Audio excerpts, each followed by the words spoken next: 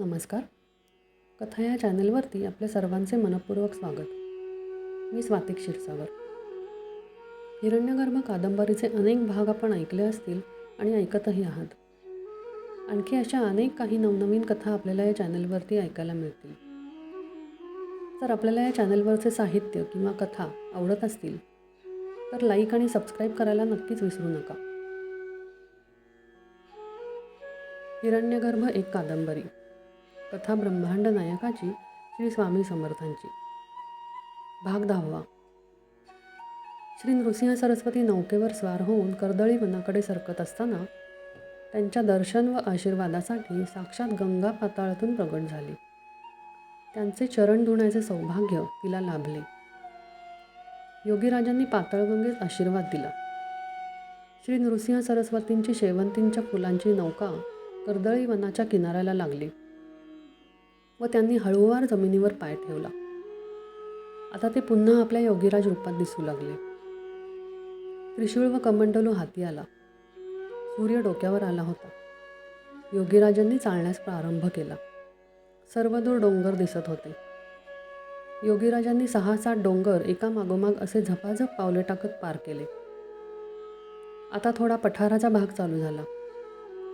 पठाराच्या किनाऱ्याच असलेल्या एका गुहेत ते विश्रांतीसाठी थांबले. ही गुहा योगीराजांना चिरपरिचित होती. 12व्या शतकात त्यांनी भूतलावर अवतरण केल्यावर याच तर गुहेत एक परमप्रिय योगिनी महादेवीस त्यांनी आपले पराशिवाचे रूप दाखवले होते. त्यांना माहीत होते की आता लवकरच परत त्यांचे दर्शन त्या योगिनीस मिळणार होते. रात्रीचा चंद्र विलसत होता.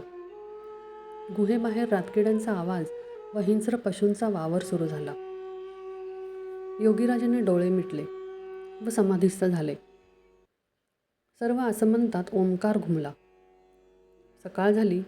योगीराज गुहेबाहेर येऊन त्रिशूळ व कमंडलू घेऊन पुढच्या निबिड अरण्यात निघाले.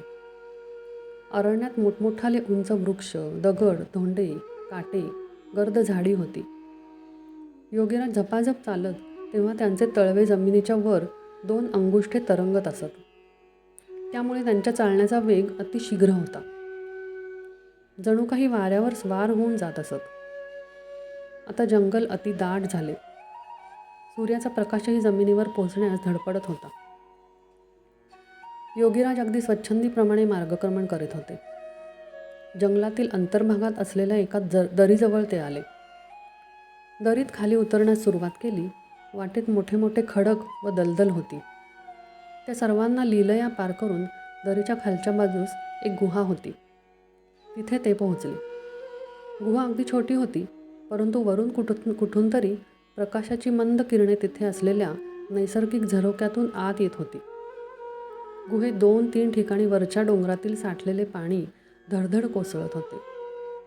योगीराज ही जागा पाहून अगदी प्रसन्न झाले. त्रिशूळ तेथेच गुहेत रोवला व कमंडलूतून वरच्या कोसळणाऱ्या प्रवाहाचे पाणी भरून पद्मासन घालून बसले. दृष्टी भ्रूमध्यामध्ये खिळवली व आसमंतात ओंकार जाणवला. खर्जाच्या आवाजातील त्या ओंकाराने सर्व सृष्टीची चेतना जागृत झाली. त्या दुर्गम अशा कर्दळीवनात निबिड अरण्यात अगदी मोजकी अशी जंगली आदिवासींची वसाहत होती. तिथे जंगली आदिवासी राहत असत. त्या आदिवासींच्या डेऱ्यातील पुरुष व बायका व लहान मुले सर्वच जणांना उपजीविकेसाठी शिकार किंवा इतर काही तत्सम कामे करावी लागत. त्या 3 मध्यमवर्गीय स्त्रिया होत्या. त्यांची नावे अरिहा, दिविजा व मोई अशी होती. नवरे मंडळी शिकारीस बाहेर पडली की ह्या तिघीजणी मध व फळे गोळा करण्यासाठी जंगलात यायच्या. अरिहा ही खूप धीट होती व जंगलातील वनस्पती तिला अचूक कळत. दिविजा ही थोडी भित्री परंतु अत्यंत प्रेमळ होती. आणि या दोघींपेक्षा वयाने मोठी असलेली मोई हिला जरा सर्वांपेक्षा वेगळीच आवड होती. जंगलात गेलेल्या वेळी कुठेतरी एका शांत जागी ती सतत डोळे मिटून अंतरंगात बुडून जायची. अरिहा व दिविजा नेहमी तिला म्हणत, "हे काय तू आमच्याबरोबर येऊन काम सोडून असे काय बसतेस?" परंतु मोई त्याचे उत्तर नसायचे. ती नुसतीच स्मित करून त्या दोघींबरोबर परत निघायची. एके दिवशी त्या तिघी फळे व मध गोळा करत दरीजवळ आल्या. संध्याकाळची वेळ होती. त्यांना दरीतील खालील भूभागातून एक तरल प्रकाशाचा झोत खालून वर आकाशापर्यंत सतत जात असलेला दिसला. मोईला तर काहीतरी विशेष स्पंदने पण जाणवत होती. त्यांची उत्सुकता वाढली, परंतु अंधार वाढू लागल्यामुळे त्या परतल्यानंतर मोईचे मन अस्वस्थ होते. तिला अजूनही ती स्पंदने सारखी जाणवत होती व ओढून घेत होती. दुसऱ्या दिवशी मोईने अरिहा व दिविजास सांगितले की आज आपण त्या दरीखाली उतरून तो प्रकाशाच्या आकाशात वर जाणारा झोत कुठून येतो ते शोधायचे. अरिहा लगेच तयार झाली, परंतु दिविजाला भीती वाटत होती. शेवटी इतर दोघींच्या दबावामुळे तिलाही हो म्हणावे लागले. तिघीजणी त्या दरीजवळ आल्या, परंतु अजूनही तो शुभ्र प्रकाशाचा झोत दरीतून वर आकाशात जातच होता. त्या दरी उतरू लागल्या. अत्यंत कठीण काम होते ते. दगड, धोंडे, काटे, दलदल या सर्वांमधून सांभाळून चालावे लागत होते. मोईला एक प्रकारची अनामिक ओढ लागली होती व ती भरभर पुढे चालत होती. अरिहा व दिविजा पाठीपाठी चालत होत्या. दिविजाला तर वाटेतील असंख्य काट्यांनी दोन्ही हातांना, दंडांना टोचून टोचून हैराण केले होते. परंतु आता मोई काही ऐकायला तयार नव्हती.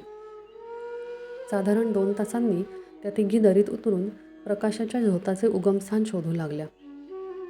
तेवढ्यात अरिहाचे लक्ष त्या गुहेकडे गेले व तेथून तो प्रकाशाचा झोत वर जातोय असे दिसले. तिघी मैत्रिणी घाबरत घाबरत गुहेच्या तोंडाजवळ पोहोचल्या. बाहेरच्या सूर्यप्रकाशातून बराच वेळ चालून आल्यामुळे गुहेतील मंद प्रकाशात त्यांना काहीच दिसत नव्हते. तेवढ्यात गुहेच्या आतून योगीराजांनी प्रेमळ शब्दांनी त्यांच्याच आदिवासी भाषेत हाक मारली. महादेवी, आलीस का ग बये? तिघीजणी चपापल्या व पाहू लागल्या. अंधारात त्यांना फक्त हिऱ्यांसारखे चमकणारे योगीराजांचे तेजस्वी डोळे दिसत होते. थोड्या वेळाने डोळ्यांना अंधाराचा सराव झाल्यामुळे गुहेत शिळेवर पद्मासन घालून बसलेले योगीराज दिसले. दिविजाला तर घाम फुटला होता. तिने अरिहाचा हात घट्ट धरून ठेवला होता. मोईने पुढे होऊन ताजी फळे व मध योगीराजांच्या समोर ठेवले. तो थोड्या धीटाईनेच विचारले, हे महात्मन, आपण कोण आहात? या दुर्गम ठिकाणी कसे? हा प्रकाशाचा झोत आपल्या गुहेतून का निघत आहे? योगीराज हसू लागले व म्हणाले, अक्का, सगळंच का गं तू विसरलीस? तिघींनाही योगीराज काय बोलताहेत हे काहीच कळत नव्हते. आणि योगीराज सांगू लागले, मोई, तू पूर्वजन्मात 12व्या शतकात माझे पृथ्वी तलावरील अवतरणाच्या सुमारास एक राजघराण्यात महादेवी नावाची राजकन्या होतीस. तुला मुळातच परमात्म्याची आवड असल्याने तुझी संसारात इच्छा नव्हती. तरीही तुझा विवाह कौशिक राजाबरोबर झाला. तू संसाराचा त्याग करून योगिनी होऊन पराशिवाची म्हणजेच माझ्या मूळ स्वरूपाची भक्ती करू लागलीस. मी चाल्लम प्रभूच्या रूपात तुझा गुरु होऊन दीक्षा दिली व माझा शिष्य बसवण्णा याला तुला भेटवले. म्हणूनच तुझे नाव पुढे अक्का झाले. पुढे तू संन्यासी होऊन सर्व वस्त्रांचाही त्याग करून ह्याच श्रीशैल्य मल्लिकार्जुनाच्या सान्निध्यात असलेल्या कर्दळी वनात तुझ्या गुहेत राहून पराशिवात एक झालीस. तू इसवी सन 1148 मधील हिमालयातील सर्व सिद्धांच्या गुरुपौर्णिमेच्या महासभेसही हजर होतीस. योगीराजांनी त्रिशूळ उचलला व मोईच्या भ्रूमध्यात लावला. तक्षणी तिला तिच्या 12व्या शतकातील पूर्वजन्म आठवला व आपणच अक्क महादेवी होतो हे जाणवले. अरिहा व दिविजा विस्फारलेल्या डोळ्यांनी विस्मयचकित होऊन ऐकत होत्या. त्यांच्या मनात आले की आता मोई इथे आमच्याबरोबर आहे.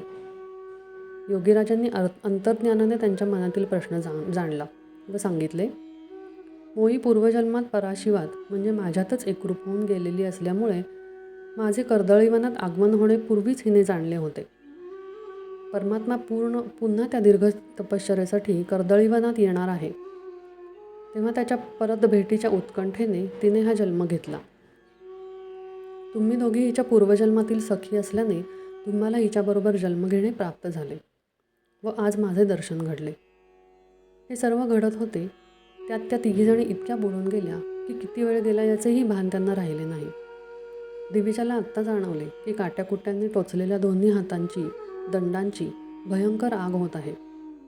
योगीराजांनी हे जाणले व आपल्या कमंडलूतील तीर्थ त्या तिघींवर प्रोक्षण करताच दिविजाच्या हाताची आग एकदम शांत झाली व त्या तिघीजणी पुन्हा पुन्हा योगीराजांना नमस्कार करीत होत्या. मोहिनी तर योगीराजांचे पाय घट्ट पकडून ठेवून परत निघण्यास नकार दिला होता. योगीराजांनी मोईस उठवून बसवले व आपली नजर सर्वत्र फिरवण्यास सांगितले. योगीराजांनी आपला उजवा हात मोईच्या डोक्यावर ठेवला होता. मोईला सर्वत्र चराचरात, वृक्षात, दगडात, झऱ्यात, गवताच्या तृणांमध्ये, मातीत, वेलीत, झाडांमध्ये, पाल्यात योगीराजांची स्पंदने म्हणजेच परमात्म्याच्या चैतन्याची जाणीव होऊ लागली. या सर्वांमधून निघणारी स्पंदने तिला हळूहळू कळू लागली होती. या सर्वातून सोनेरी प्रकाश व कण निघून मोईच्या डोळ्यात शिरत होते. सगळंच अद्भुत, सगळंच अनाकलनीय. योगीराज उद्गारले, सर्व विश्वात चराचरात मीच चैतन्य रूपाने आहे. हे तू आता पाहिलेस व अनुभवलेस. तेव्हा तुला आता परत जावे लागेल. मी सृष्टीतल्या, विश्वातल्या कणाकणामध्ये माझ्या अस्तित्वाची जाणीव तुला दिली आहे. त्यामुळे तू निश्चिंत राहा. मी सतत तुझ्याबरोबर आहेच. अरिहा व दिविजा यांचा त्यांच्या डोळ्यावर विश्वास बसत नव्हता.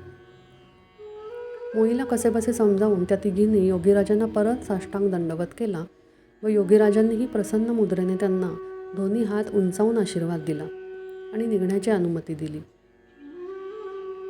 भाग 10 समाप्त. धन्यवाद.